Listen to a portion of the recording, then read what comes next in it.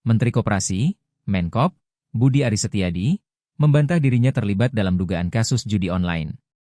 Budi Aris Setiadi memberikan tanggapan soal namanya masuk dalam dakwaan kasus judi online yang persidangannya digelar di Pengadilan Negeri, PN, Jakarta Selatan pada Rabu, 14 Mei 2025, lalu. Dia pada awalnya enggan menjawab pertanyaan awak media soal dakwah kasus judi online ini.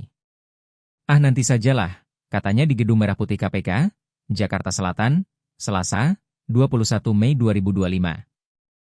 Wartawan terus mencecar pertanyaan kepadanya terkait hal tersebut. Budi memilih untuk menjawab singkat.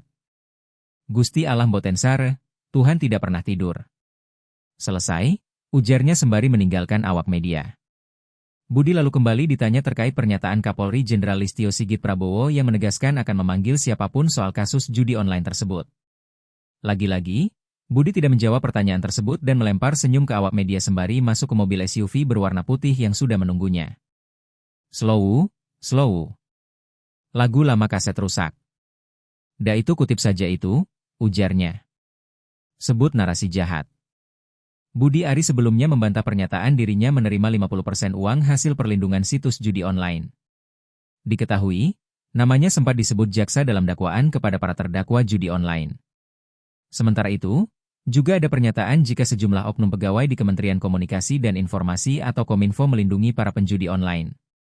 Itu omongan mereka saja, jual nama menteri supaya jualannya laku, ujar Budi Ari kepada Kompas.com, Senin, 19 Mei 2025. Menurut Budi, 50% uang dari hasil perlindungan situs judi online itu merupakan kong kali kong antara para tersangka, bukan inisiatif atau permintaannya sendiri. Dirinya membantah terlibat dan mengklaim justru menggencarkan pemberantasan situs judi online.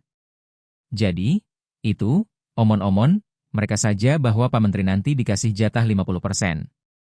Saya tidak tahu ada kesepakatan itu. Mereka juga tidak pernah memberitahu. Apalagi aliran dana. Faktanya tidak ada, ujar Budi Ari. Menurut Budi, ada 3 poin penting yang dapat membuktikan bahwa dirinya sama sekali tidak terlibat dalam perlindungan situs judi online seperti narasi yang beredar. Intinya, pertama mereka, para tersangka, tidak pernah bilang ke saya akan memberi 50%. Mereka tidak akan berani bilang, karena akan langsung saya proses hukum, ujar Budi Ari. Dia juga tidak tahu menahu praktik jahat yang dilakukan mantan anak buahnya itu. Kedua, dia mengetahui setelah kasus itu diselidiki kepolisian dan terungkap ke masyarakat. Budi Ari selaku Menkominfo pun tidak memberikan arahan kepada para tersangka untuk melindungi situs judol tertentu. Ketiga, tidak ada aliran dana dari mereka ke saya.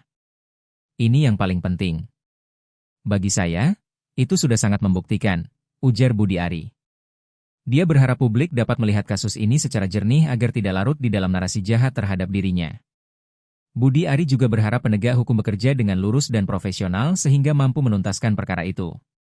Ketua Umum Organisasi Relawan Pro Jokowi, Projo, itu pun mengaku siap membuktikan bahwa dirinya sama sekali tidak terlibat dalam praktik perlindungan situs judol itu di proses hukum. Itu adalah narasi jahat yang menyerang harkat dan martabat saya pribadi. Itu sama sekali tidak benar, tutur dia.